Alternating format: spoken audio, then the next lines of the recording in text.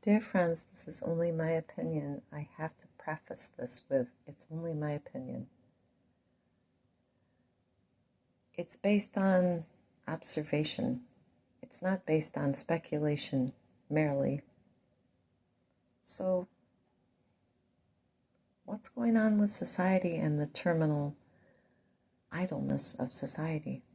Young people, do you realize, my dear friends, who spend hours watching TikTok videos? I myself, when I can't go anywhere, sometimes I do watch videos, but videos about things that I agree with. Not videos designed to get me all upset about things and go out and do something evil in society. What about that man that went to a casino? And I'm not a big fan of casinos, but he went and he got a bunch of lobsters from an all-you-can-eat buffet, and he was confronted. Well, yeah, he's an African-American man. Could have been an attorney general, I guess, but the slots were all filled up. I mean, a good-looking young man, younger than 50, I guess. He makes this video of himself acting crazy, getting all these lobsters, and this employee who's being paid, he's not there because he wants to be there. He's there because he needs the work. He needs the job. This little white guy says, could you please not, take all these lobsters off the buffet? And, well, fine, if you're going to say that, I'm just throwing all the lobsters in the trash. Black lady, her name is Modi. Yeah, she made a video about it. So idleness, I can point to like a couple groups of people. White chicks seem to have a lot of time for their fans only. And the ones who aren't committing crimes, the males,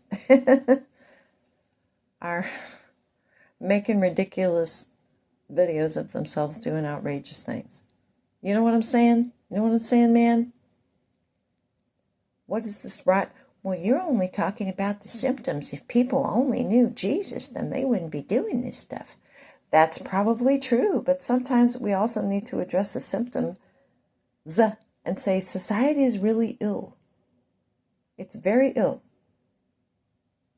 And for my final example, if you have a nurse who, I would imagine she's paid very well, but does she have to have a side hustle? Does she have to be outrageous to get extra money? Does she have like a narcotics habit she's not admitting to? Does she have a gambling habit?